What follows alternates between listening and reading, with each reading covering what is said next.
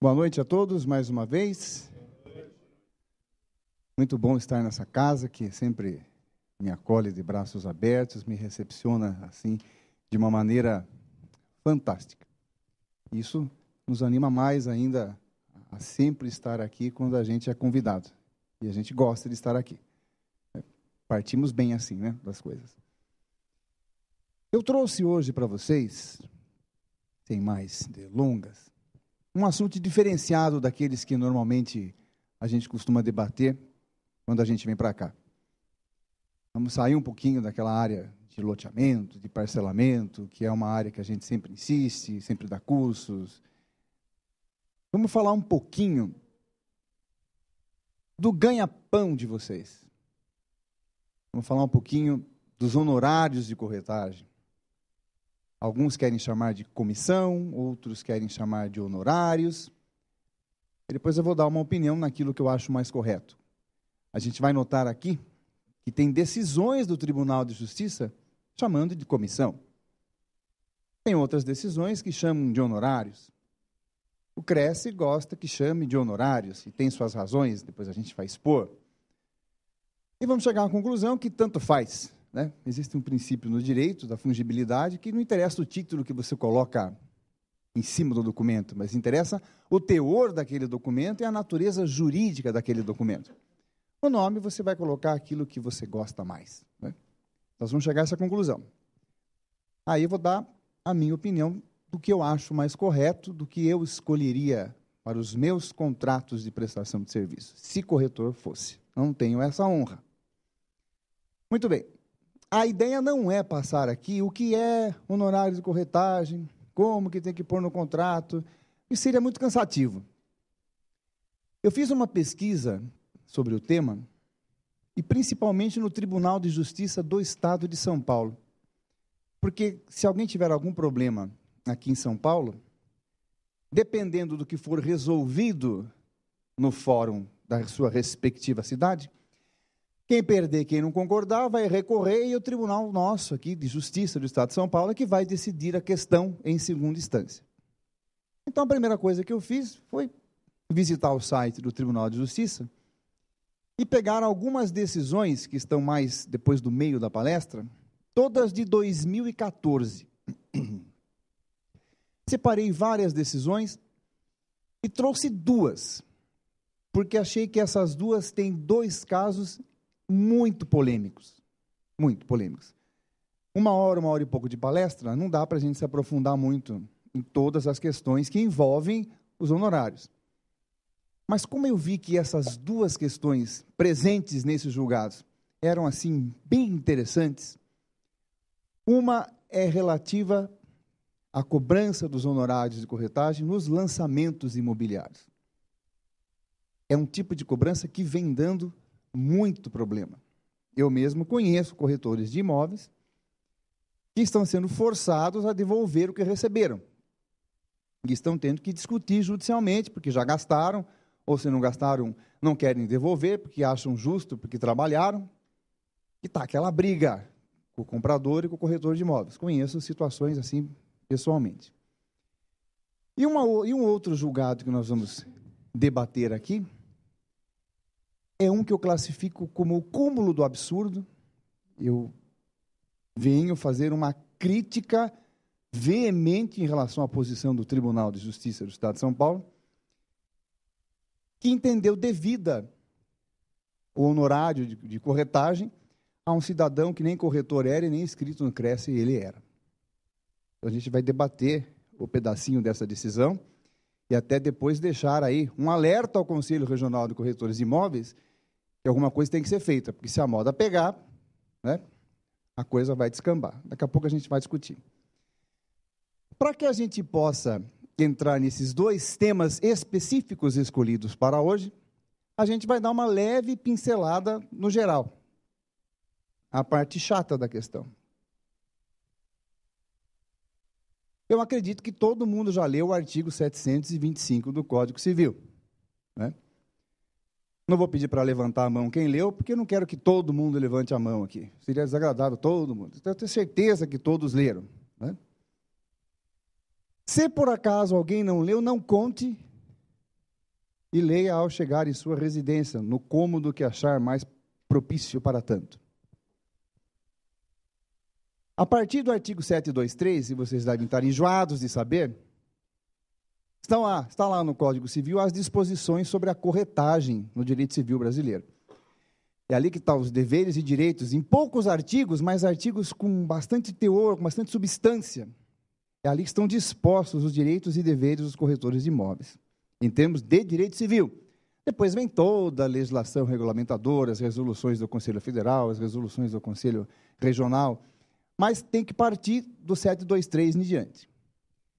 E lá no 725 é que começa a questão dos honorários, da remuneração, da comissão. Pois vamos escolher um nome. Olha o que ele diz. Vamos fazer uma leiturinha. A remuneração é devida ao corretor uma vez que tenha conseguido o resultado previsto no contrato de mediação, ou ainda que este não se efetive em virtude de arrependimento das partes. Eu trouxe um julgado do Tribunal de Justiça do Rio Grande do Sul, uma partinha de um julgado que eu achei que era o mais didático para colocar nesse local aqui. Por que a gente vai analisar o 725, que fala da remuneração de vocês? É unânime na jurisprudência nacional que o contrato de corretagem é um contrato de fim. Por exemplo, o contrato de serviços advocatícios não é um contrato de fim, é um contrato de meio. Como assim? Vem um cliente, me procura e fala o seguinte: olha, Carlos, eu quero que você entre com uma ação aqui para eu me separar da minha esposa. Ela não quer separar, então a gente vai entrar com uma ação de separação litigiosa e eu quero tirar todos os bens dela, porque ela não merece. Quanto você cobra? Aí eu falo, eu cobro, para tirar todos os bens da sua esposa, é difícil? Eu cobro 50 mil reais. Eu pago. Tem gente que, para isso, tem gente que paga, né, dá até a vida, né, se preciso for. Você tem que se aproveitar da situação, né? Porque tirar os bens da esposa, 50 mil. Está aqui, 50 mil. Eu entro com a ação de separação judicial e, por um motivo qualquer, desde que não seja uma falha grave minha, mas porque o direito não estava do lado desse cidadão, ele perde a ação. Ele perde a ação, aí ele vem falar para mim, ó, você vai ter que me devolver os 50 mil reais, porque a gente perdeu e ela levou todos os meus bens. Eu não sou obrigado a devolver, porque o contrato de prestação de serviços advocatícios é um contrato de meio, ou seja, eu presto o serviço, se ele vai ganhar ou não, vai depender do juiz. Quer dizer, eu fiz aquilo que estava no nosso contrato, prestei o serviço advocatício. Não atingimos o fim que gostaríamos de atingir, mas não tem problema, a advocacia não é um contrato de fim. Às vezes isso fica meio confuso, quando você fala assim, quero entrar com uma reclamação trabalhista contra a minha empresa. Como que você cobra? Eu cobro 30% do que você receber. Você recebe e me dá 30%. Aliás, eu acho um absurdo o advogado cobrar 30%. O cidadão recolhe mais 20 e tanto de imposto de renda, de repente o advogado ganha mais que o cliente. Isso é um absurdo. No meu modo de ver, 20% é o percentual máximo que a moralidade permite. Mas não é assim que acontece por aí. Tem gente que fica brava de eu falar isso. Mas, mesmo assim, é um contrato de meio.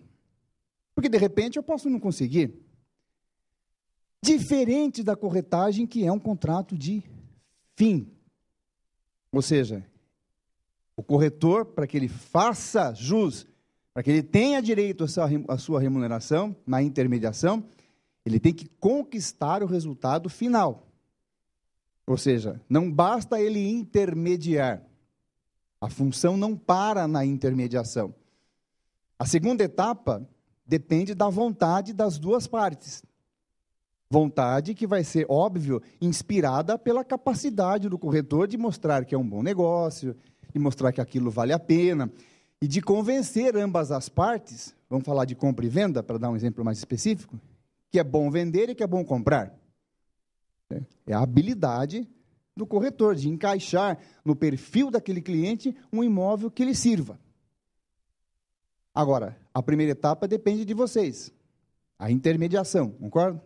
Vocês vão, correm atrás, buscam, anunciam, procuram, de acordo com o perfil do cliente de vocês, imóveis que têm em suas carteiras, para ver qual é aquele que se encaixa para oferecerem, vocês vão atrás. Quando vocês têm sucesso na primeira etapa, na intermediação, vocês aproximam os futuros negociantes. Agora, no convencimento, na persuasão, vocês têm que atingir o objetivo final, ou seja, que o negócio seja feito. Se o negócio for feito, vocês fazem jus aos honorários. Aí vem a primeira pergunta dolorosa. Quando que o negócio é feito? Quando se assina uma proposta? Assinou a proposta. Na proposta o negócio está feito, é devido aos honorários de corretagem, paga. Quando se assina um compromisso de venda e compra, ou só quando se assina uma escritura pública, quer dizer, a primeira pergunta que você tem que fazer é isso. Quando se dá o sinal, ótima, colocamos mais uma alternativa, vamos descobrir. Quem vai nos ajudar a descobrir? Quem vai nos ajudar? O texto da lei e um julgado que representa praticamente a grande maioria da posição do Poder Judiciário. Partindo daqui, a gente vai entrar nos outros temas. Veja bem, a remuneração é devida ao corretor, uma vez que tenha conseguido o resultado previsto no contrato de mediação, ou ainda, que este não se efetive em virtude do arrependimento. Vamos pegar a primeira frase. Uma vez que tenha conseguido o resultado previsto no contrato de mediação. Qual é o resultado previsto? Fechar negócio. Quando se fecha um negócio? Vamos ver o julgado aqui do Rio Grande do Sul. Ação de cobrança, olha embaixo. A desistência, na parte que está com a letra minúscula, a desistência do negócio ocorreu anteriormente à formalização. Ou seja, inexistiu a materialização do acordo de vontade entre os polos da relação negocial. Não se confundindo a desistência com o arrependimento indicado pelo artigo 725 do Código Civil. Esse julgado eu não vou colocar ele na íntegra aqui, porque ele é super extenso e a gente vai ficar 2 dias lendo. Mas eu vou contar o que aconteceu. Nesse caso aqui, não houve sequer a assinatura do compromisso de compra e venda. Até se vocês quiserem levantar a íntegra, é só vocês irem no site do Tribunal de Justiça do Rio Grande do Sul e na busca numérica vocês digitarem aquele número que está no cantinho ali da tela, aí você tem acesso a todo a íntegra desse julgado. O compromisso de compra e venda não havia sido assinado. Podia ter sido assinado um sinal, ter sido dado um sinal, podia ter sido assinado uma proposta, um documento prévio, uma reserva, qualquer documento prévio com qualquer denominação que o mercado assim queira conferir a esse documento. Mas o contrato bilateral, aquele que realmente mostra a formalização do negócio, o contrato de venda e compra, está aqui, eu vendo para você e assino que vendo, eu compro e assino que compro. Esse ainda não havia sido assinado. Veja que interessante. O que o julgado disse? Até a assinatura do compromisso de compra e venda, se as partes não quiserem mais, elas desistem. Se as partes já tiverem assinado o compromisso de compra e venda, e elas não quiserem mais, elas se arrependem. Aí vem uma questão. Você pode se arrepender daquilo que você não fez? Estou falando juridicamente, não estou falando assim, me arrependo de não ter convidado a fulana para sair, ou fulano para ir jantar comigo. Não é isso. Você só pode se arrepender de um negócio depois que você faz o negócio, concorda? Fiz um negócio e estou arrependido. Vou tentar desfazer. E normalmente, quando você se arrepende, você tem penalidade, concorda? Você tem multa. Os contratos normalmente estipulam multas para aquele que se arrepende. Até porque, no direito contratual, tem uma expressão que se chama pacta sunt servanda, que diz que os contratos têm que ser cumpridos. Quando você assina um contrato, você tem que cumprir. né? São raras as exceções de descumprimento.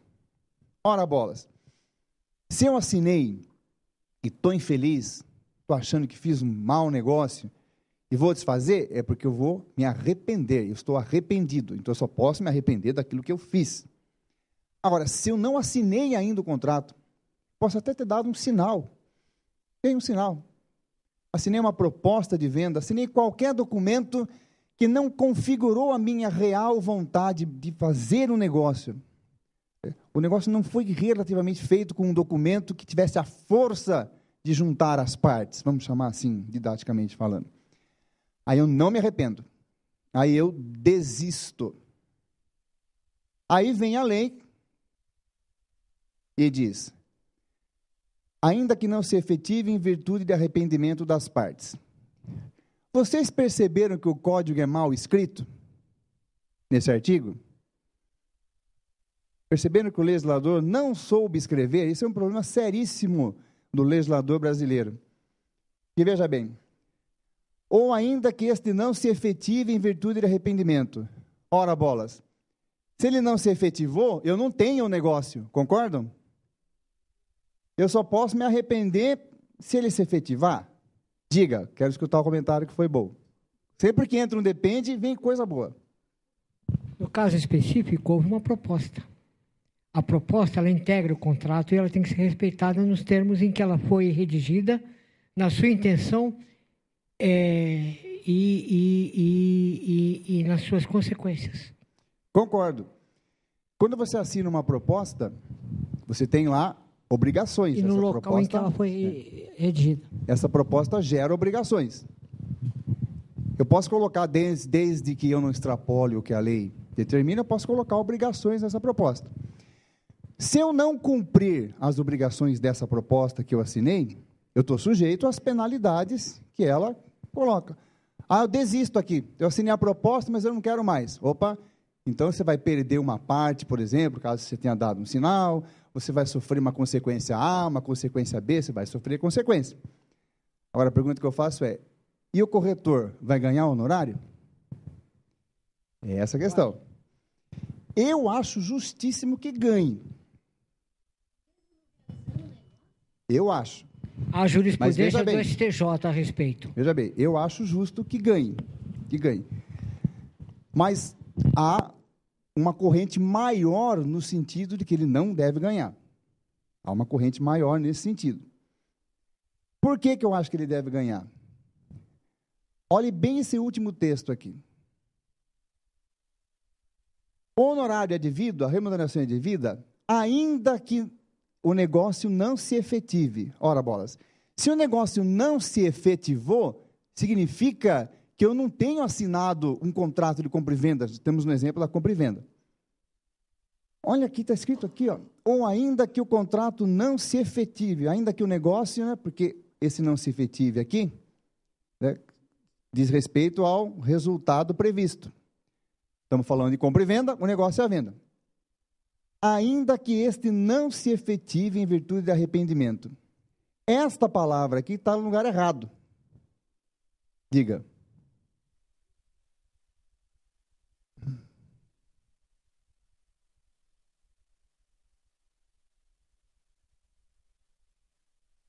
Enquanto não chega.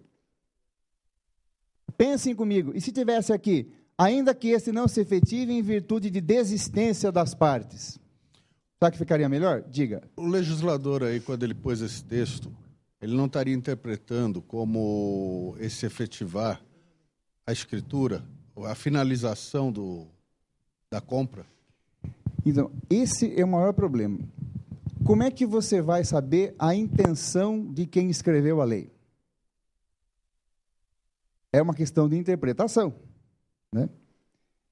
E a intenção do legislador é uma das formas de você interpretar uma lei. Você tem outras formas. Você tem a interpretação sociológica, que diz o que a sociedade espera, a interpretação histórica para ver qual foi os fatos que antecederam essa lei, por que ela saiu desse jeito. Você tem interpretação sistemática, que você pega aquele texto e conjuga com os demais. Aqui foi feito, esse julgado aqui, se você fizer uma pesquisa jurisprudencial, ele representa a maioria do entendimento hoje, principalmente no nosso Estado. Principalmente no nosso Estado. Nosso Estado de São Paulo é inteiro nesse sentido, o tribunal. O que acontece aqui? Eu tinha que escolher entre interpretar, ainda que não se efetive, ou se eu pegar aqui pelo arrependimento. Professor, só um parênteses aí Pois não. nessa linha aí, sou eu que estou falando. Pois não. Nesse caso, não seria quando o cliente, o comprador, dá o cheque, e no contrato diz o seguinte, que esse contrato você tem feito mediante a compensação do cheque. E a pessoa dá o cheque, ele vai lá e susta o cheque, porque ele se arrependeu. Não cairia nesse caso? Não, sabe por quê? Porque aqui ele está dizendo da relação entre as partes. O corretor está aqui do lado de fora, aguardando o que vai acontecer entre as duas partes do negócio. Então, quando ele fala aqui de não se efetive e de arrependimento, ele está falando, vamos pegar o nosso exemplo de compra e venda. Ele está falando do comprador e do vendedor. E o corretor aqui fora esperando o que vai dar. Do tipo, ó, fiz a intermediação, mas o negócio não se efetivou, porque o povo se arrependeu. Quem se arrependeu? As partes se arrependeram, ou uma das partes, acabou não saindo o negócio, se arrependeram do negócio. Não entra nessa parte de como ele pagou, esse artigo não pensa nisso. Mas como é que o tribunal escolheu aqui, que essa jurisprudência nos mostra? Ele falou o seguinte, está escrito arrependimento. Arrependimento só existe depois que o negócio é devidamente feito. E o negócio é devidamente feito quando a materialização de vontade entre os polos da relação negocial. Ele entendeu que o contrato de compra e venda é que dá essa materialização. Para o direito civil é até interessante. Aí a gente tem que analisar caso a caso. Por quê? Você pode ter variações. Vocês já viram que tem propostas que tem duas linhas? Tem duas linhas, não tem obrigação nenhuma, não consta cláusula nenhuma de que se eu desistir da proposta não tem penalização nenhuma. A proposta é bem simplesinha. Tem em consideração outras propostas que enchem aquele proponente de obrigações. Tem bastante proposta. E tem até propostas que recebem a assinatura das duas partes, configurando já um contrato prévio. Então, podem haver variações. Mas o que esse julgado nos diz, já deixa eu falar, só terminar aqui essa ideia. O que esse julgado nos diz, e muitos outros dizem, é que ele falou o seguinte, não é que não se efetive em virtude do arrependimento. O negócio é o seguinte, ele tem que se efetivar, e ele se efetiva com o contrato. E então, se ele assinar a proposta e ele desistir, é devida a remuneração? Não é. Veja que eu, pessoalmente, não concordo com isso.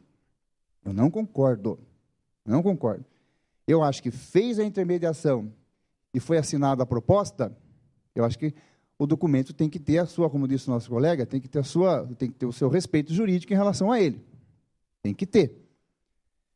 Porque, veja bem, concordo que é um triângulo. É um triângulo. São as duas partes e o corretor que faz a intermediação está no meio. O corretor aproximou. As partes se entenderam. Assinou lá um documento prévio. Depois desistiu. Desistiu porque, sei lá o que aconteceu, pensou melhor, mas eu corretor, não tenho culpa. Mas não é isso que vem acontecendo. O colega disse que tem uma jurisprudência no STJ. Tem. Mas é muito difícil você fazer um processo chegar lá. É difícil você subir um recurso especial para o STJ. Você tem que ter determinadas condições processuais que fica difícil. E quando você faz pesquisa nos tribunais de segunda instância, principalmente em São Paulo, é arrasador essa posição. É arrasador. Diga. Não, perdão. Isso. Desculpe. Tudo bem. É Cabral, doutor. Boa noite. Prazer. Era só para confirmar realmente o termo ali, o termo arrependimento, eu acho que o legislador usou esse termo arrependimento em função da linha de cima, ele estar colocando ali, previsto no contrato de mediação. Então, acho que ele está dizendo arrependimento, acho que ele está usando o termo arrependimento porque na linha de cima ele usou o termo contrato de mediação. Então, quer dizer que já existiu um contrato. Né? Pelo menos a interpretação que eu faço é essa, que já existia um contrato, então por isso ele usar o termo arrependimento. como o senhor havia dito no começo, se houve só a proposta, podemos falar em desistência. Mas se já aconteceu foi redigido um contrato e aí as partes desistiram, então acho que usar o termo arrependimento até estaria correto, em função de, na linha superior, tá colocando o contrato. Porque, veja bem, quando ele fala, concordo, o resultado previsto no contrato de mediação. Quando você faz um contrato de mediação, por exemplo, com o vendedor, qual o resultado que você quer que tenha ali? A venda, não a mediação. O contrato de mediação para conquistar a venda. Né? Ora, ainda que não se efetive o resultado, tá bom, não se efetivou. Esse que eu falo que está escrito, mas peraí, não se efetivou, mas se eu assinei um contrato de compra e venda, se efetivou. É esquisito isso aqui. É uma coisa que, se você ler e parar para ver a gramática, sintaxe, sei lá o nome que se dá para esse negócio aqui, na parte gramatical, minha esposa é craque nesse negócio, eu não sei nada. Análise sintática, conjuntiva, conjuntivite, eu não sei de nada. Não se efetive em virtude de arrependimento. A jurisprudência está vindo aqui, ó. Ela está dando mais importância para a palavra arrependimento. Eu só posso me arrepender se eu celebrar o contrato de compra e venda, no nosso exemplo aqui que estamos usando de fundo.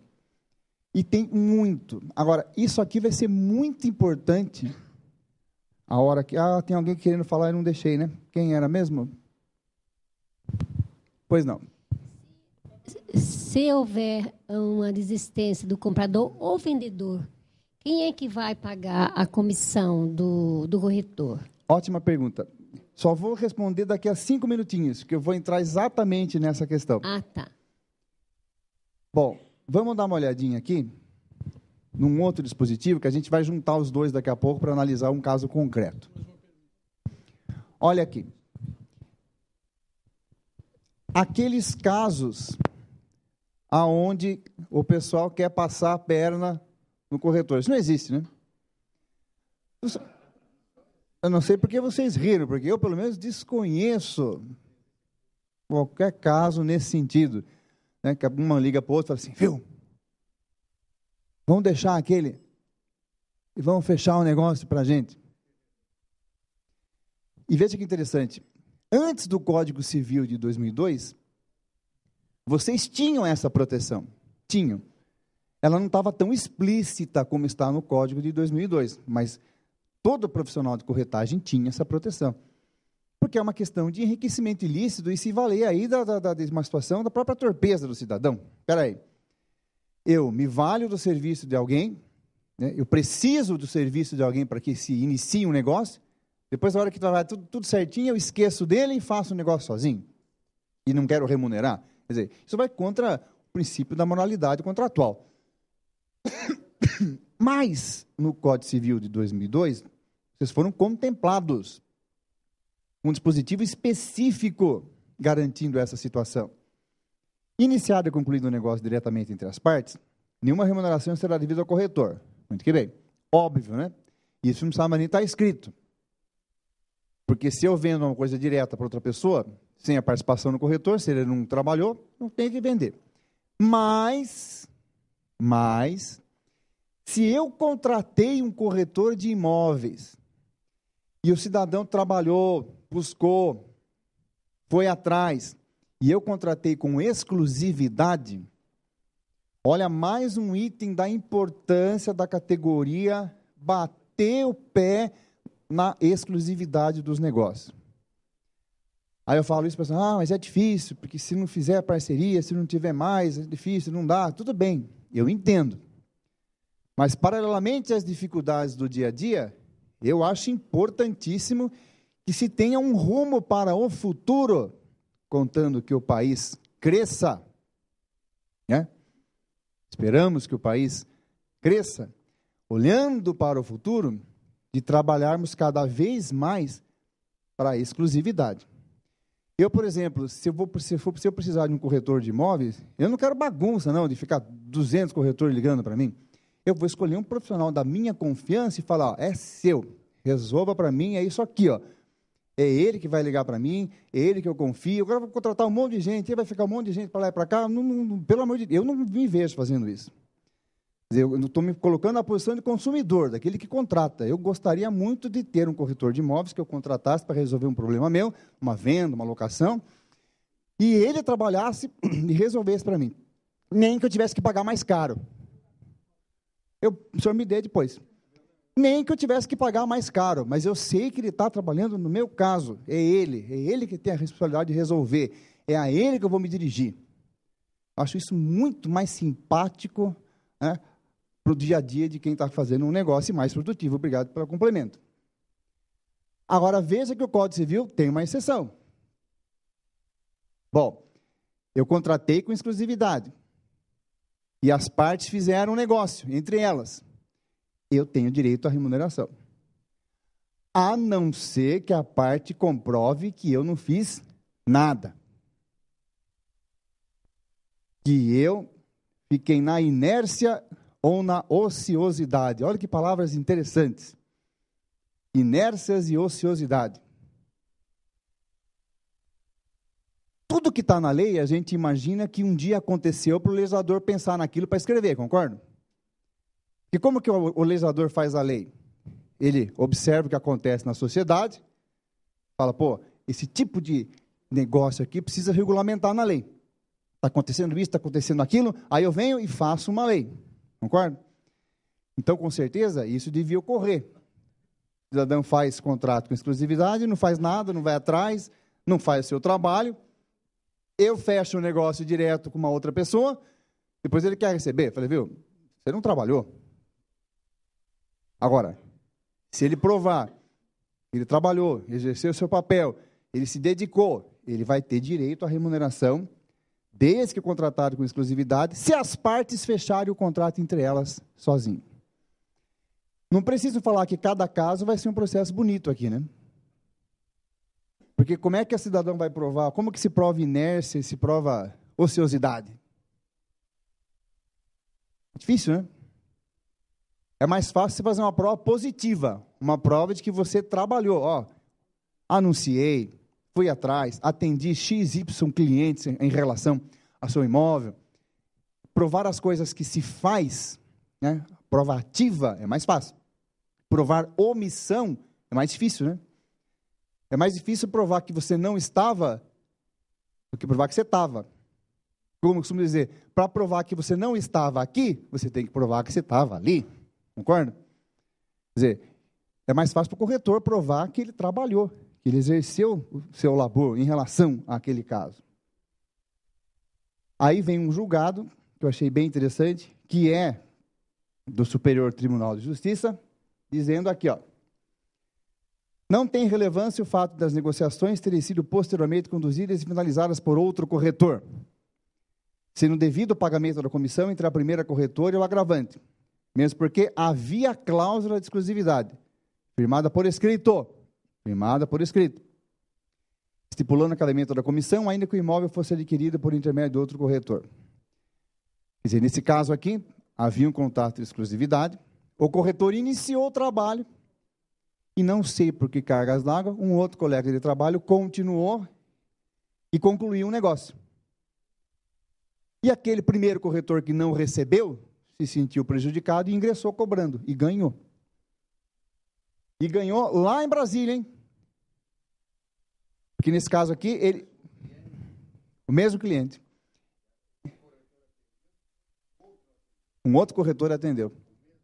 O mesmo cliente.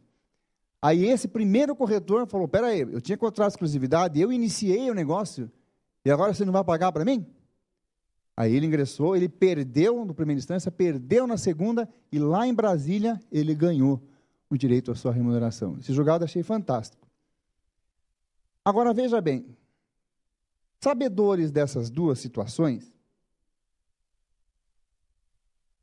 não, tem mais uma situação antes do caso específico.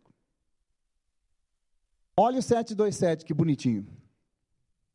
Se por não haver prazo determinado, o dono do negócio dispensar o corretor, isso acontece? Normalmente se dispensa o corretor quando se está com uma fé de fazer o negócio sozinho, né? Eu falo assim, ó, fulano, não precisa mais você ver para mim, que não sei o quê. Não vem com esse papo de aranha, porque alguma coisa vai acontecer, né? Vocês já ficam de olho aberto. Não vou vender mais, né? Está caindo o dinheiro do bolso que ela acabou de vender, não vou vender mais, né? É assim. O dono do negócio dispensar o corretor e o negócio se realizar posteriormente, meia hora depois, como fruto da sua mediação, né? A corretagem lhe será devida. Igual solução se adotará se o negócio se realizar após a decorrência do prazo contratual, mas por efeito do trabalho do corretor. Veja que interessante esse artigo. O trabalho do corretor se torna onipresente. Avança para o futuro.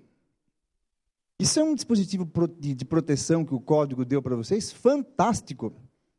Fantástico. Porque ajuda vocês a não serem enganados. Você começou o trabalho. Você aproximou as partes, aproximou. Você fez a intermediação. De repente acabou seu prazo contratual. Você tinha 12 meses para vender, acabou o prazo. Ou o dono falou assim, viu, não estou dispensando você, não preciso mais de você. Aí o negócio acontece depois, de uma forma que se vincule ao seu trabalho. Você que apresentou, você que trabalhou, você que fez a mediação, o honorário é devido. E veja que interessante isso daqui. Não tem prazo. Que uma vez me perguntaram, mas que prazo? E se for daqui a 3 anos que o negócio saiu? É devido? Porque cadê o prazo aqui, ó? É lógico que o próprio Código Civil tem alguns prazos para você cobrar, né? O direito não socorre aos que dormem. Quero entrar com uma ação de indenização. Se você não entrar até 3 anos da ocorrência do fato, você não pode entrar mais. Você tem que ficar de olho. Mas aqui eu acho interessante que não tem prazo. Quer dizer, eu fiz o trabalho, eu fiz a intermediação, eu trabalhei, é fruto do meu trabalho que saiu esse negócio. Só que saiu depois. Eu já não prestava mais serviço, fui dispensado, ou terminou meu contrato. Quer dizer, isso é um dispositivo de proteção. Agora, veja que interessante. Aqui eu juntei o julgado para falar dessa questão aqui, ó.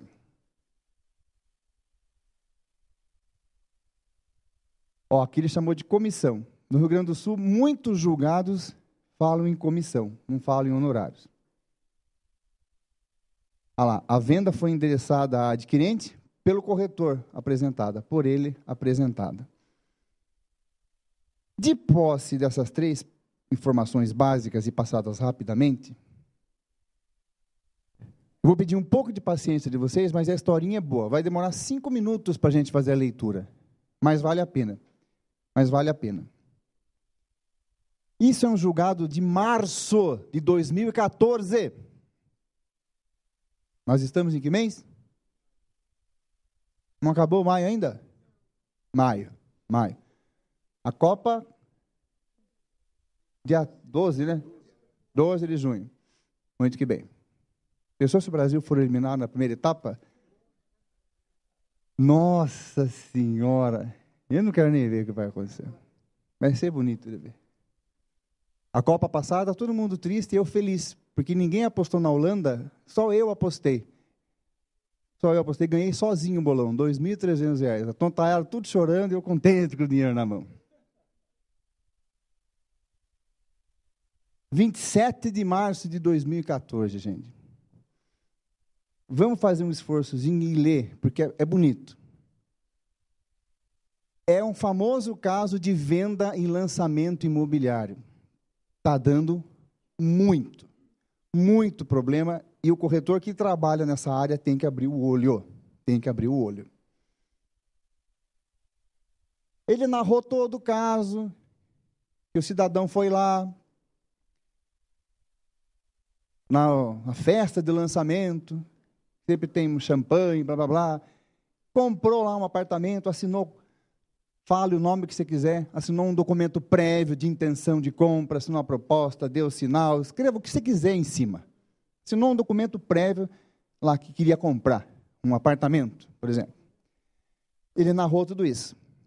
Isto aqui é o desembargador, foi o que o desembargador do Tribunal de Justiça do Estado de São Paulo escreveu.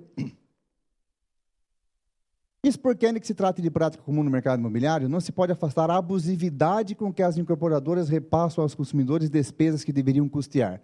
Começou pegando pesado, concorda? A abusividade que as incorporadoras repassam aos consumidores despesas que eles não deviam pagar. Vamos ver aonde que vai entrar o honorário do corretor aqui. 2 motivos. Primeiro, a ausência devida de informação ao consumidor, que é uma verdade. Quando você chega no lançamento imobiliário, ninguém quer informar para você juridicamente o que vai acontecer, o que está escrito no contrato, quer mostrar a maquete, o apartamento decorado, enfim, a coisa atrativa para você comprar um imóvel. Perder tempo e falar, agora eu vou explicar o contrato. Até porque o contrato é de adesão. Se você não assinar do jeito que está lá, ele fala assim, então não tem negócio, não vendo para você. É difícil.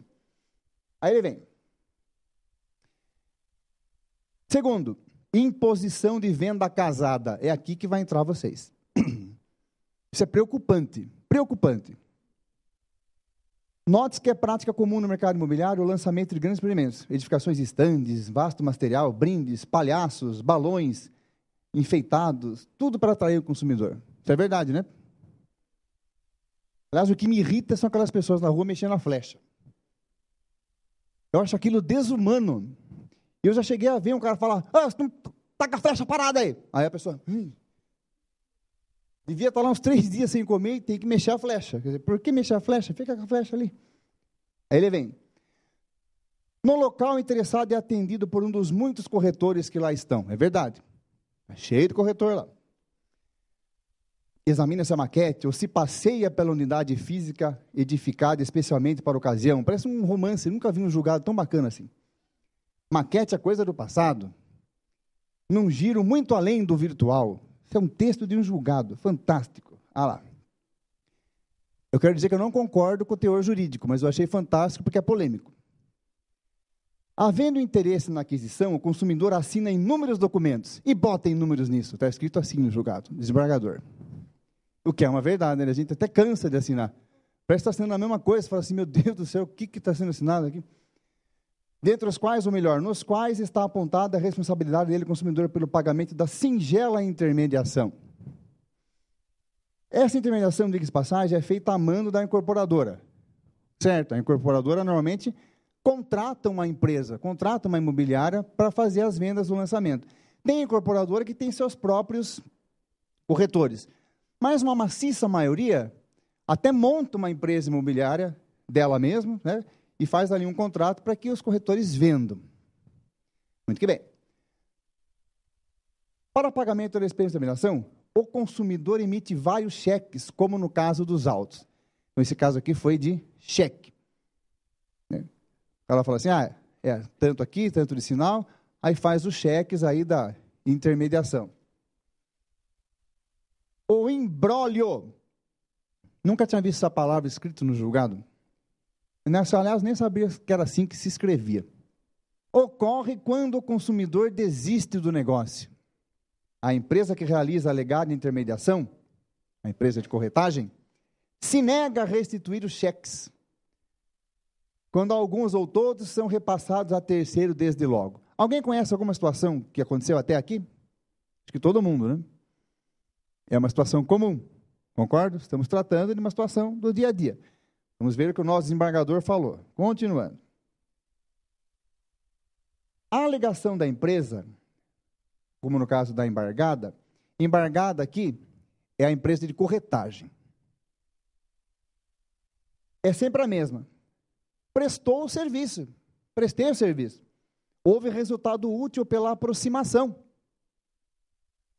Não pode responder pelos destinos do contrato entre consumidor e incorporadora. Ora, bolas, como é que eu vou? Depois eles que vão ver, se vai comprar, se não vai comprar. Contudo, sem razão, a empresa de corretagem, a embargada, na medida em que o motivo principal a propiciar o inconformismo do embargante, do cidadão que comprou, embargante é quem comprou o imóvel, ou comprou e desistiu. Está na ausência total de autorização da empresa corretora, da embargada, para mediar o negócio no interesse do consumidor. O que ele está dizendo aqui? O cidadão sai da casa dele e vai num lançamento imobiliário. Lá ele conversa com um corretor. Ele não vai lá para conversar com o corretor. Ele não vai lá para ser intermediado, porque ele não foi intermediado. Ele viu na propaganda da televisão, ele viu no outdoor, ele passou na frente, ele falou assim, nossa, vou olhar quanto custa esse apartamento aí. Tem corretor de plantão, ou se é no dia do lançamento, ele vê aquelas moças bonitas que ficam chamando lá atrás, não sei o quê, né? Aí ele fala, opa, vou entrar aí, né? E ele conversa com quem for. Se ele mandar ele conversar com o dono da empresa, ele conversa. Se ele mandar conversar com o corretor, ele conversa. Ele quer comprar, ele quer ver como é que funciona, ele quer ver o preço, porque ele quer adquirir conforme o caso. Ou seja, ele não vai lá para ser intermediado, ele não foi aproximado, chamado. Aí eu já coloco uma tesezinha ao contrário. De repente, todos esses outdoors, toda essa propaganda foi feita pela empresa de corretagem. Quer dizer, é uma tese que eu coloco para a gente começar a analisar. Ou seja, eu, empresa de corretagem, fiz a parte de marketing e chamei, de alguma maneira, o cidadão. Quer dizer, não foi uma intermediação que se iniciou pessoalmente, mas nós estamos na era da virtualidade.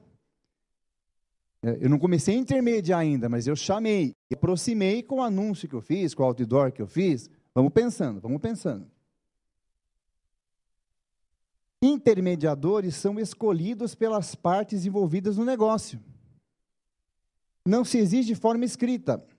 Pode ser ele escolhido pelo comprador ou pelo vendedor. E na medida em que existe uma incorporadora que contrata uma empresa para a venda das unidades, que contrata uma empresa de intermediação, de corretagem, não se pode dizer em momento algum que o adquirente, o consumidor, o comprador, foi quem escolheu a intermediadora. Ela faz parte integrante dos contratos coligados entre incorporadora e vendedora. O que ele quer dizer com isso? Se foi a incorporadora que contratou a empresa de corretagem, ela que pague o corretor. É isso que ele quer dizer. E isso vai dar polêmica, porque vai começar a surgir um atrás do outro agora. Porque ele está destoante dos demais julgados. Ele está muito interessante. Vai começar a ser usado como precedente, não tenha dúvida. Ora, bolas. Se eu que estou fazendo o lançamento intermediário do empreendimento, contratei uma empresa de corretagem, uma imobiliária, quem tem que pagar sou eu. Mas o que acontece no momento do negócio? O que acontece no momento do negócio é que eu repasso esse custo que deveria ser meu para quem está comprando. Isso é comum, concordo? Isso é absolutamente comum. E ainda vou mais. É até juridicamente possível. É até juridicamente possível. Como, por exemplo, quando repassam para nós, consumidores finais, os valores dos impostos que a gente paga. Isso é possível. Eu repasso um encargo que é meu para terceiro, para quem está comprando. Mas eu tenho que informar o cidadão. Esse é o maior problema, que tem um monte de corretor enfrentando questões assim. Vocês concordam que quando eu sento lá, e estou assinando aqueles inúmeros papéis, como disse o cidadão, em algum momento está escrito assim, olha, a responsabilidade de pagar o corretor é minha, mas neste negócio aqui eu estou repassando para você. Você concorda? Concordo que eu quero muito esse negócio. Então, assine aí que você concorda. Oi? Mas na cabeça deste cidadão aqui, né, eu também acho dispensável. Por que eu acho dispensável e vou seguir a tua palavra? Tem uma professora de direito administrativo que ela fala assim, o direito é para a vida. O direito é para a vida. Vocês concordam que a grande maioria dos cidadãos hoje que compram um imóvel nessa circunstância não é cidadão ignorante? Mas no seguinte sentido, de saber que aqueles cheques em apertados, ele sabe que é para o corretor. Muitas vezes ele até entrega, até o corretor agradece, oh, muito obrigado, esse aqui é o meu, estava precisando.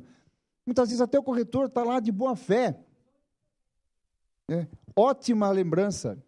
Quer dizer, o cidadão, ele não está escrito no contrato isso, não está bem especificado, talvez não esteja no papel devidamente informado, mas a prática da compra do mercado imobiliário, você escuta até gente reclamando, comprei um apartamento ontem, né? Que porcaria, porque o povo não gosta de pagar corretor, não gosta de pagar advogado também, concorda? Ninguém gosta de pagar a gente. A gente sofre com isso. Tem que gostar de pagar nós, mas o povo não gosta. As pessoas vivem reclamando. Comprei um apartamento aí que eu queria comprar. A mulher ficou enchendo o saco, ela que manda, tive que comprar esse apartamento aqui. Ele teve que pagar lá 2 cheques de 20 mil para o corretor. Puta, que dinheiro jogado fora. Você escuta as pessoas falarem isso. As pessoas sabem. E vou dizer mais.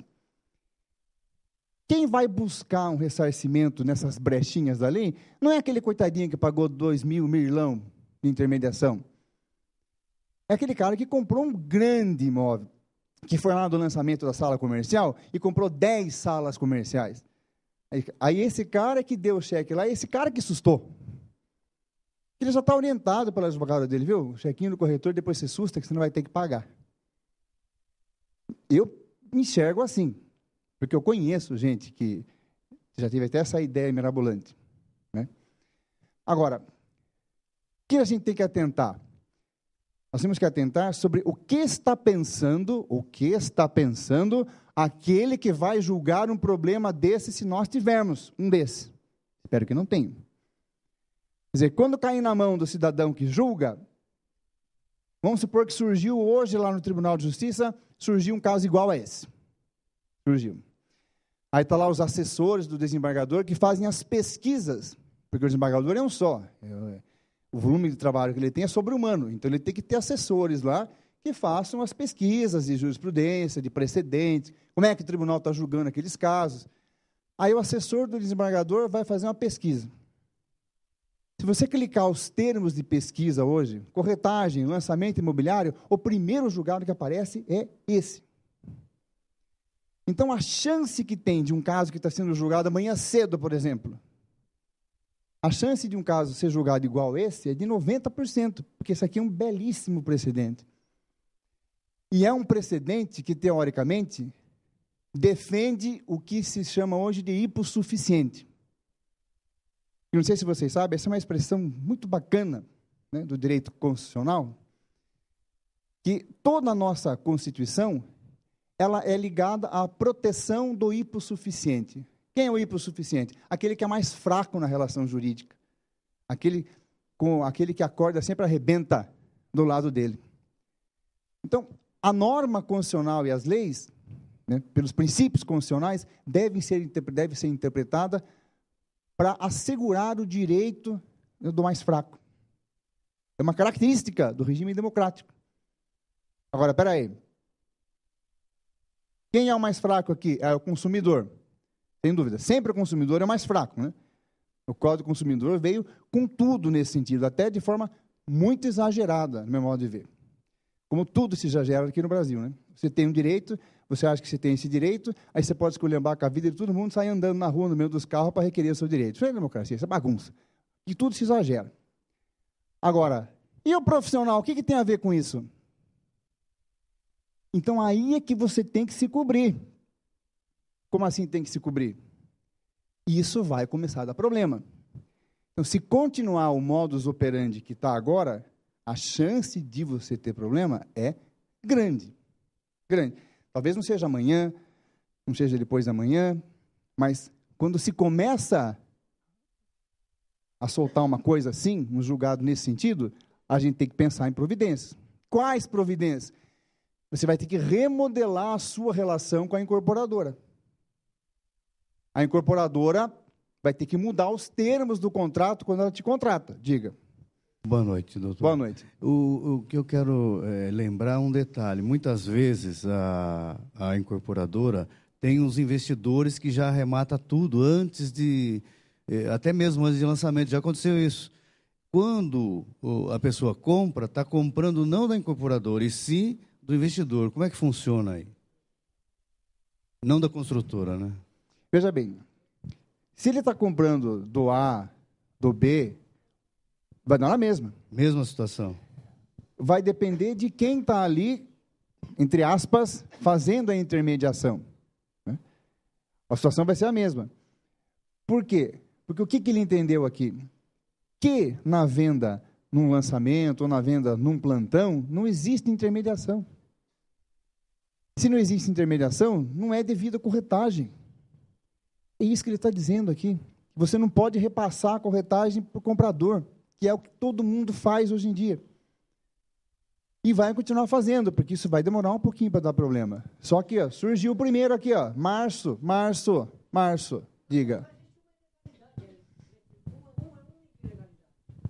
Quando eu, incorporador, vou comercializar um empreendimento, eu contrato uma imobiliária. Isso. Imobiliária, você vai vender e vou te pagar 5% de comissão. Desses 5% de comissão, a imobiliária paga o comissionamento para o seu corretor, para o coordenador, para o gerente, para o diretor, naquela Isso, escala, que é o que ele vai escrever agora aqui. Que o comprador faz um cheque nominal para cada um. Isso. No momento em que eu, consumidor, faço um cheque nominal para cada um, eu estou livrando a imobiliária apenas de um encargo, o encargo tributário.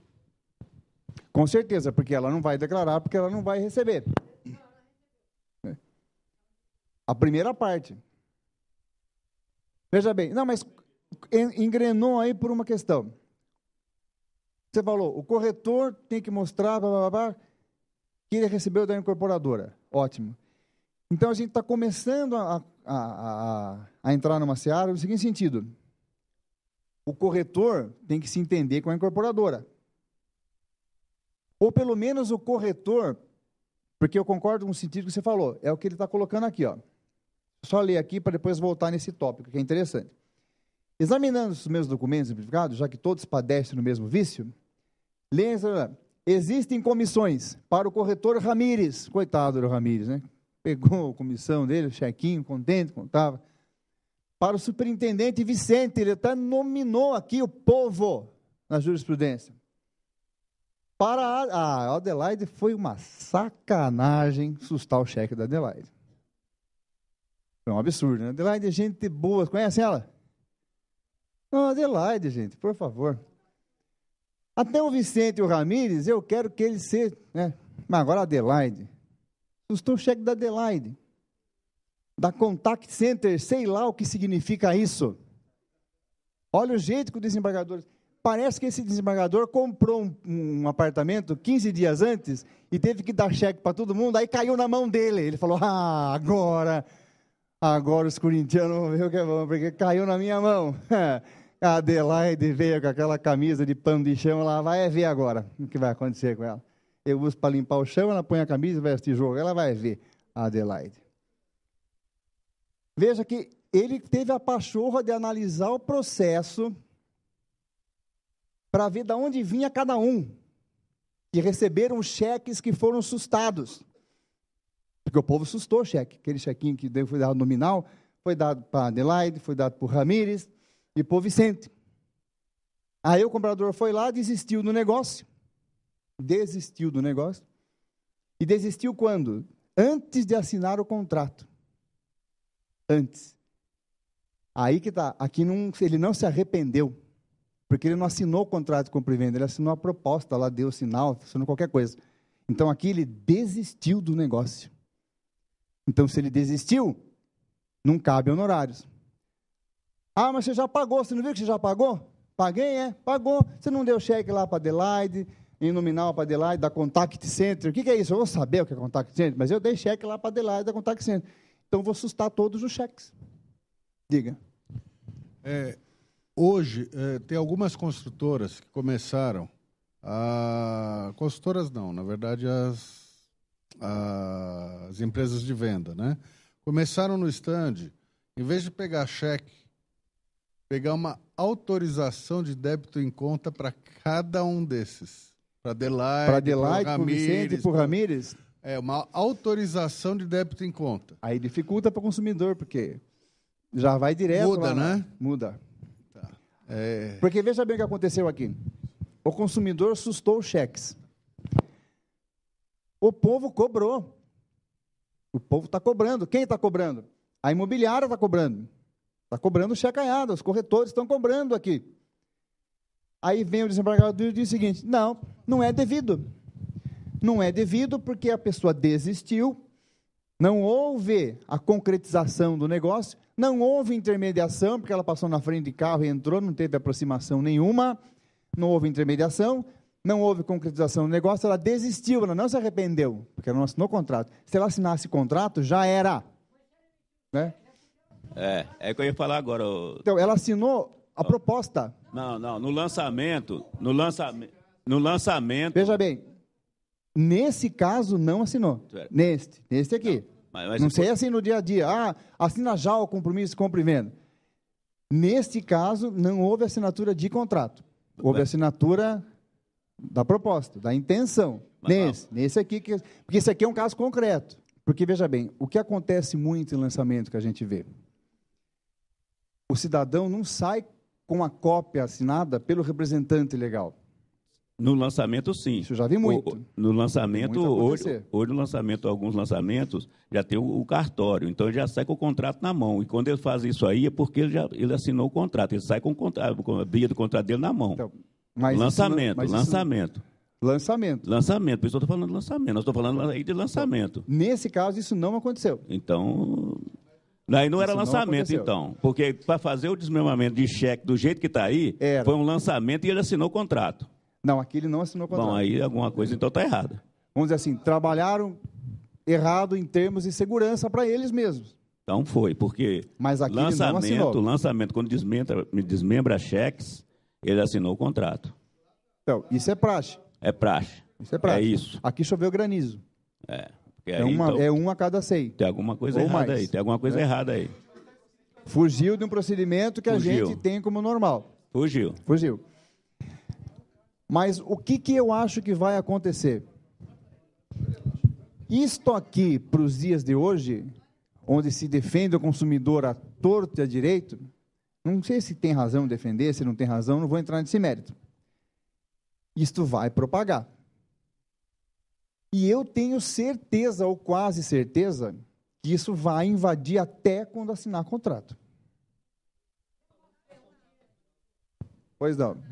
Eu não trabalho com lançamentos, mas só uma dúvida. Isso não conflita com o Código do Consumidor, que prevê que a pessoa tem um prazo para desistir de alguma coisa, ou não se aplica nesses casos? Ele entendeu que não se aplica. Inclusive, tem uma parte aqui do texto, eu não sei se eu reproduzi, que ele deixa bem claro que aqui não se aplica o Código do Consumidor. Não, mas no caso, se a pessoa contratar e quiser desistir... Então, pelo contexto geral, porque o que acontece? Quando a gente faz pesquisa no site, a gente não tem acesso ao documento que foi assinado. Você não consegue... Hoje, a partir de hoje, você até tem, porque o processo é digital, você entra lá com a senha do advogado, você consegue. Mas como esse processo já veio da época que não era digital, a gente não consegue ver o documento assinado. Mas quando a gente lê, porque é longo, esse julgado é longo. Eu daria aqui 20 transparências ou mais. Mas pelo contexto, a impressão que se dá em que pese falar contrato em alguns lugares, não é o compromisso de compra e venda. É a impressão que se dá.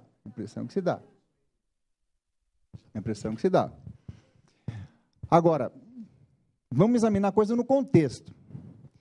Isto aqui é uma tese nova. O jeito que ele escreveu é novo. A chance disso se espalhar até numa eventual escritura é grande. Já assinou a escritura. Agora eu estou arrependido, quero desfazer o negócio. Mas espera aí. Agora assinou a escritura, o contrato aconteceu. Aí que eu quero que vocês entendam a minha preocupação. Se eu vou comprar o imóvel do meu vizinho,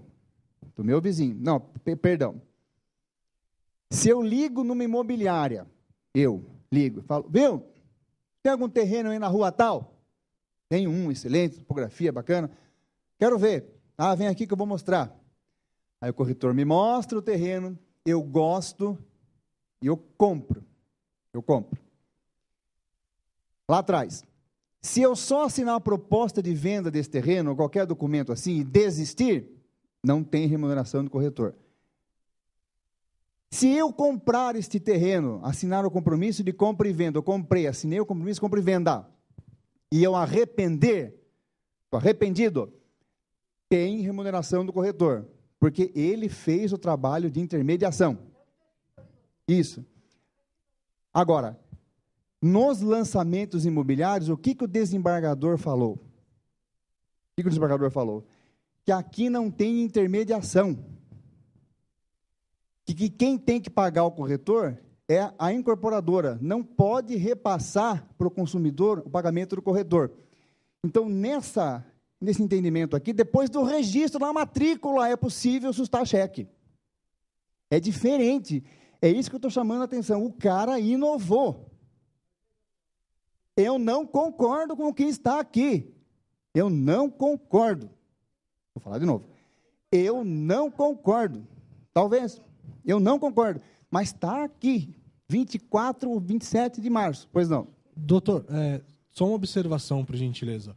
Gostaria de ouvir sua opinião com relação ao cliente, quando ele chega no stand, ele vai perguntar referente ao preço, é passado o preço para ele. Ele só vê a questão do desmembramento de cheques ao final, após o acordo fechado.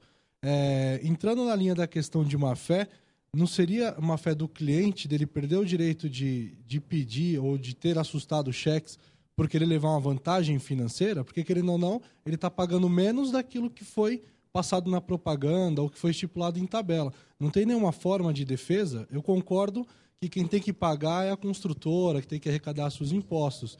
Mas não tem nenhuma defesa, porque senão todo mundo vai à justiça porque quer levar a vantagem da corretagem. Esse é o meu receio. Não tem nenhuma forma de falar, mas foi oferecido para o X valor e não... Por que esse é meu receio do que você está falando? Vou te responder. Porque quem vai ser prejudicado não vai ser a incorporadora. Quem é o prejudicado? É o corretor. É o corretor. Ora, não, mas é a má-fé. Por exemplo, vamos supor que eu esteja de má-fé e esteja querendo comprar um apartamento. Eu já vou fazer um desse aqui amanhã. Eu vou lá na incorporadora, que não esteja passando no débito, na autorização de débito, né? Eu tenho comprado tudo no débito agora, mas eu não digito a senha, porque eu descobri que se eu digitar a senha, desconto o dinheiro da minha conta. Então, eu não tenho mais digitado a senha nas compras. Eu vou no local onde tem a cheque, de posse desse julgado, eu vou tranquilo. Compro, assino lá os milhares de documentos, cumprimento o palhaço que estava lá fazendo brincadeira, não paquero a moça em respeito à minha esposa, evidentemente, dou cheques para Adelaide, para não sei quem, para o Ramírez, e no outro dia eu susto. Tá, eu estou de má fé. Eu estou de má fé. Como provar a minha má fé? É difícil. Experiência própria do judiciário. É difícil, gente. Não é fácil.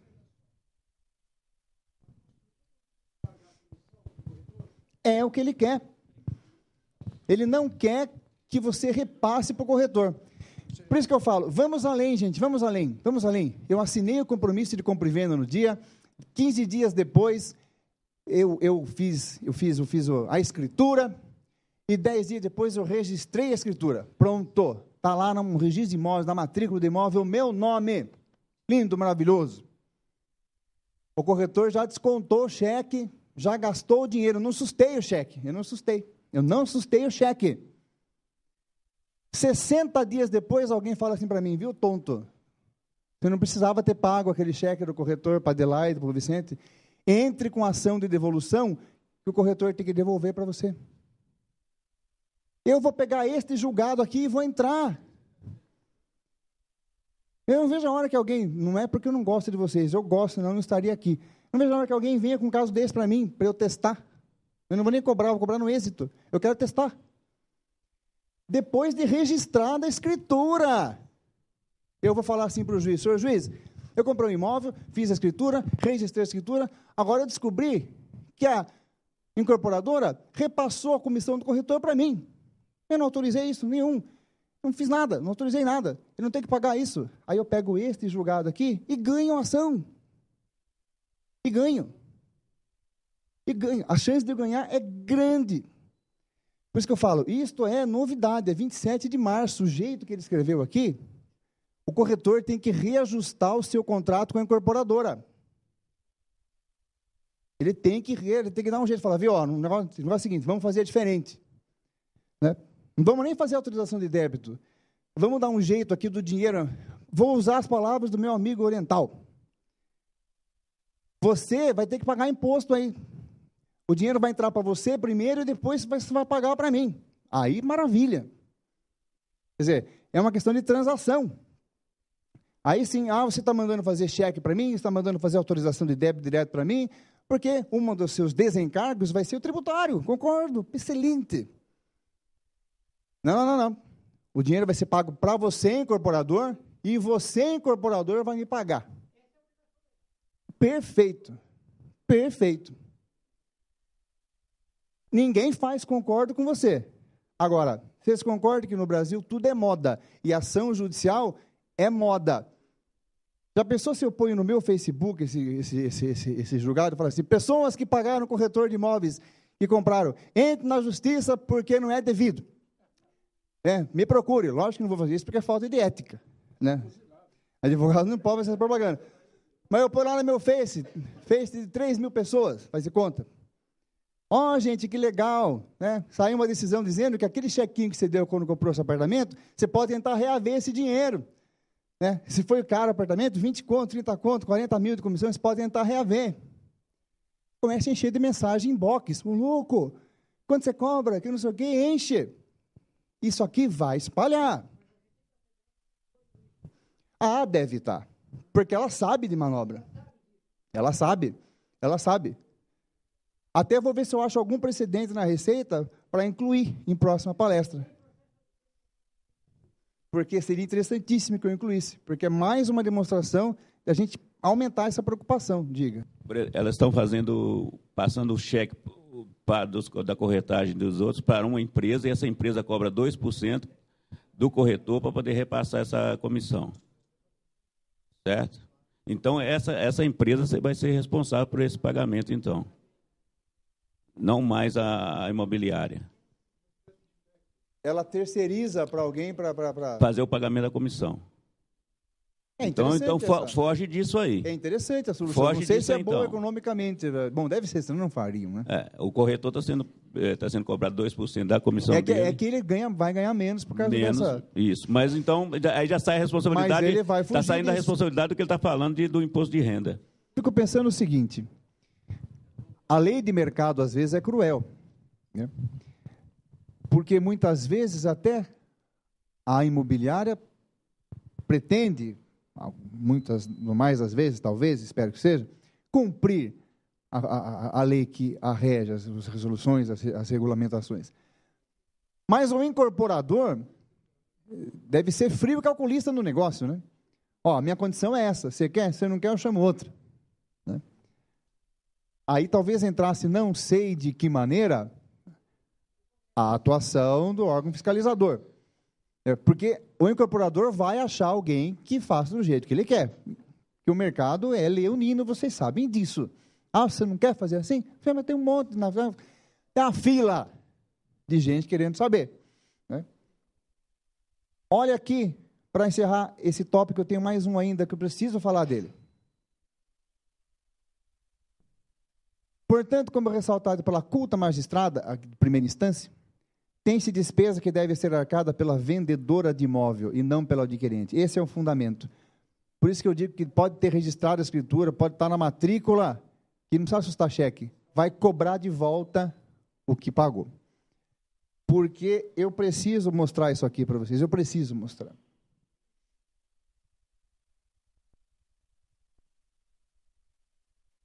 Recurso especial. Isso significa que foi julgado pelo Superior Tribunal de Justiça. Eu achei isso aqui aleatoriamente. Eu nem sei o que eu estava procurando. Não foi nem para fazer essa palestra. Foi um outro dia aí. Acho que eu estava procurando alguma coisa para a convenção regional. Lá de Araçatuba. Isso. Eu estava procurando não sei o que para lá, para Araçatuba. Aí, sei lá o que eu cliquei. Né, e saiu esse julgado aqui. Eu peguei só esse textinho, porque esse textinho diz tudo.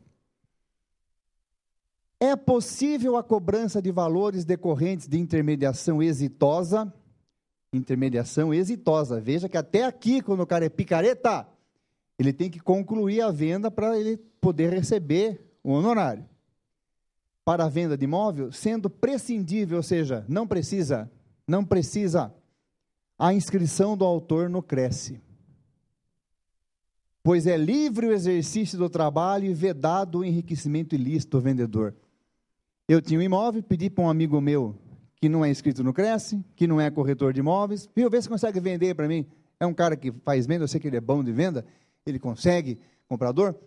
Eu pedi, ele vendeu, né, e eu não paguei a comissão para ele, não paguei o honorário para ele.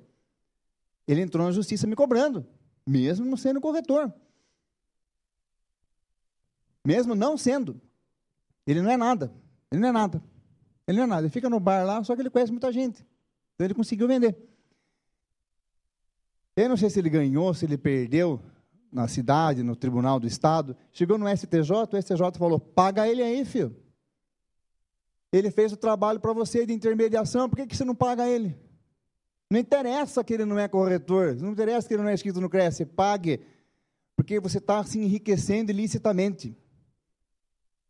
Aí eu conversei com um colega, ele falou assim, viu, mas isso é questão do regime democrático. Porque no regime democrático, se a pessoa trabalha, ela faz jus à remuneração pelo trabalho. Senão você vai se enriquecer ilicitamente. Ah, então tá bom. Então vamos lá, vamos fazer a coisa no contexto, né? Democracia também é contexto. Olha a comparação que eu vou fazer. Tem uma portaria do Ministério do Trabalho que classifica as profissões. Os profissionais liberais, os profissionais que são empregados, os tipos de empregado. É uma portaria grande que faz a classificação das profissões. Essa portaria classifica o corretor de imóveis como profissional liberal, colocando o corretor de imóveis na classificação nacional de empregos no nível de advogado, engenheiro, médico, né, profissional liberal. Isso permite que o corretor de imóveis cobre honorários e não comissão. E honorários é mais fácil de cobrar na justiça, porque existe um tipo de ação, chamada ação de procedimento sumário, que é mais rápido, pelo menos é para ser. Mas é mais fácil você cobrar honorários do que cobrar comissão. E quem pode cobrar honorários? Pode cobrar honorários profissionais liberais. E o Ministério do Trabalho diz que vocês, corretores de imóveis, são profissionais liberais. Está aqui na portaria. Sendo profissionais liberais, vocês podem cobrar honorários. Se não pagarem vocês podem entrar com a ação mais fácil de receber na justiça, porque é honorários. Como é de honorário médico, como é honorário do advogado. Tem o mesmo status, a mesma natureza jurídica. Muito que bem. Então, eu amanhã, eu vou fazer, eu tenho muita prática de manipulação e tal, eu vou fazer uma cirurgia plástica em alguém. De mama ainda. 350 ml cada lado, vai ficar bonito. Eu não sou médico, mas tenho prática. Isso não acontece. Quantos meses faz aí? 3, 4 meses que descobriram lá um médico no posto de saúde que fazia 3, 4 anos que estava clinicando e operando. Viram isso no jornal? Saiu em larga escala. Tá bom.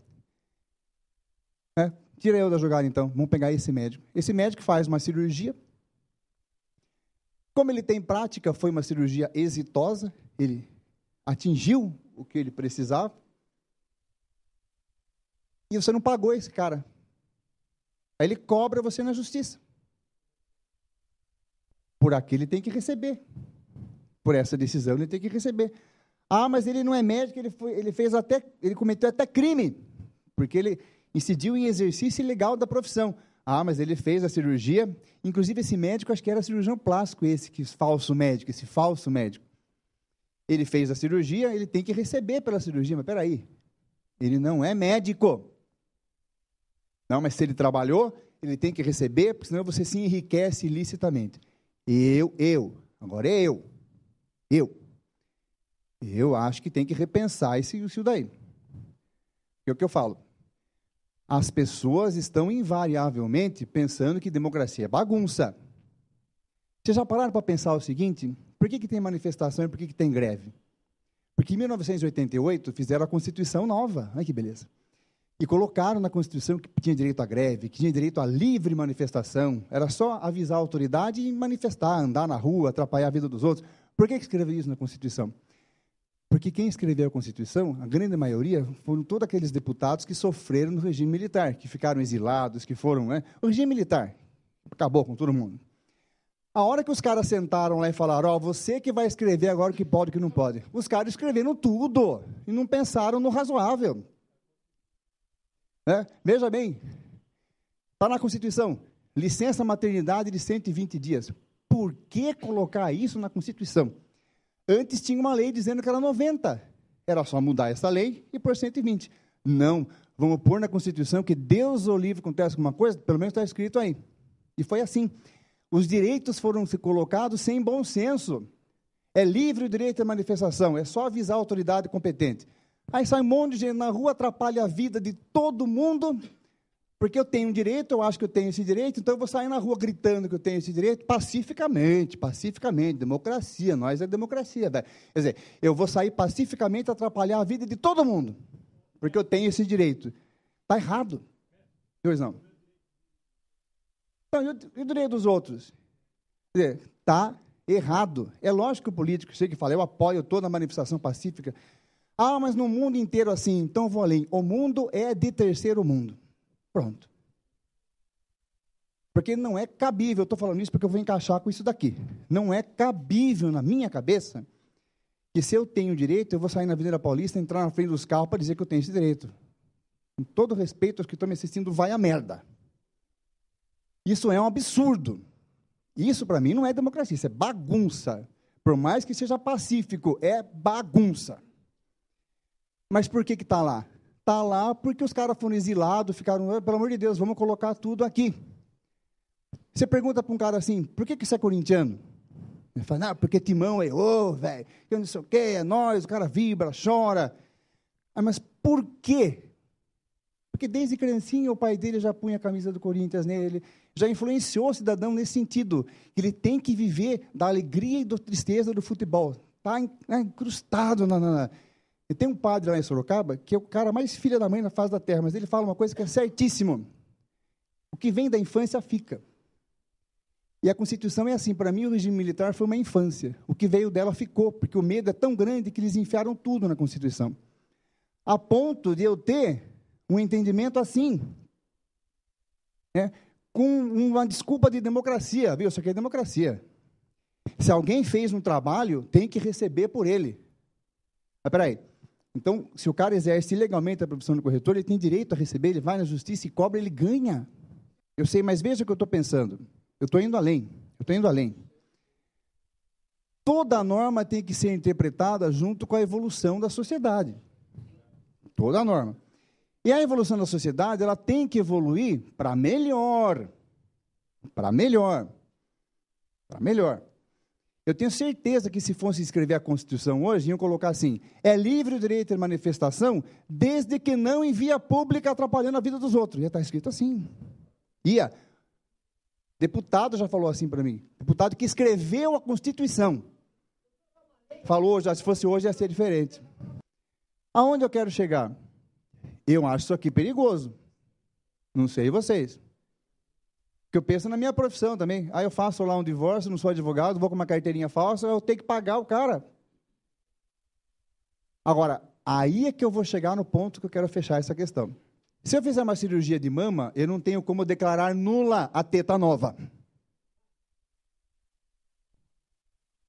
Não dá. Como é que eu vou anular uma mama nova? Não dá. Se eu fizer o divórcio de alguém sem ser advogado, ele é nulo. Ele não tem valor.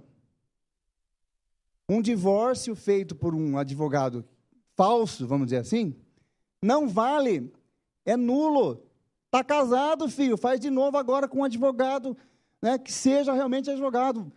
Esse aqui estava suspenso, já não vale. foi excluído dos quadros da OAB, era advogado, mas não contou para ninguém que foi excluído, todo mundo conhece ele, fez o divórcio lá da Maria, é nulo, não vale. Aqui tem que valer? Meu Deus do céu, eu preciso convencer você de alguma coisa hoje, senão eu não vou dormir. Então, eu nem sei se cabe até algum trabalho do conselho, um trabalho de conscientização, algum trabalho nesse sentido, porque isso aqui, para mim, é perigoso. É perigoso demais. Porque eu sei que existem outras, e existem outras profissões também, por aquilo que pareça. Ó, tudo que se debate, que gera polêmica, se debate para evoluir, né? Então, está colocado aqui a questão. Ó, isso existe, né? Isso existe. Né? Conselho Regional de Corretores de Imóveis, cresce. Olha aí, ó. Isso existe. Isso existe. O que você vai fazer com isso? Eu não sei, não é problema meu, é do Cresce. Mas isso existe, gente. Anotem aí o meu e-mail. Aí, está aqui. É um prazer estar em contato com vocês. Por hoje é só.